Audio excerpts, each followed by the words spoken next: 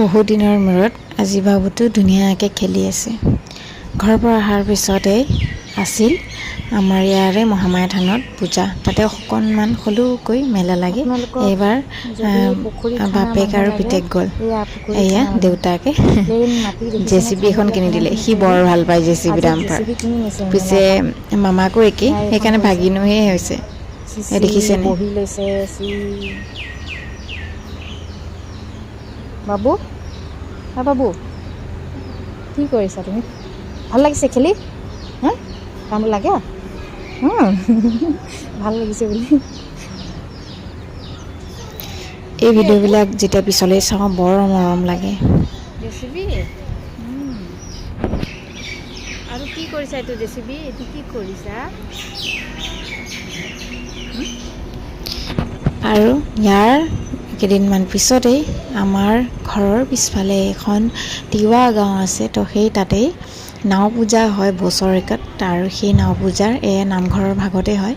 আৰু বাবুৰ অংগনবাড়ী স্কুল আছিল, যিহেতুকে সোনকালে ছুটি দিব বুলি ক'লে মই স্কুটি লৈ গৈ সোনকালে গ'লোঁ। স্কুটিৰ পিছত তেলেই শেষ হ'ল, মোৰ কপাল বেয়া, স্কুটিখন আধা বাটতে এৰি থৈ গ'লোঁ। ইয়াৰ পিছত ইয়াৰ নেক্সট মাৰৈ পূজালৈ বুলি হঠাতে ওলালোঁ। যোৱাৰ কোনো প্লেনিং নাছিল, যিহে গৰম। বাবুক খুৱাই থৈছিলোঁ, কিন্তু ই যোৱা সময়তে উঠি গ'ল। উপায় নাই, বাপেকে ক'লে এৰি থৈ আহিম তোমালোকক। এয়া লগতে বাপেকো আহিব লগা হ'ল। উপায় নাই ন, ইমান উৎপাত কৰে, মই অকলে চম্ভালিব নোৱাৰোঁ। নে পূজা কৰিম নে তাকে চাম, বোলো ব'লক।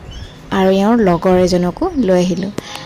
আৰু এয়া দেখিছেনে, আমি সকলোৱে পানী পুৰি খাইছোঁ। এয়া মোৰ লগৰজনী।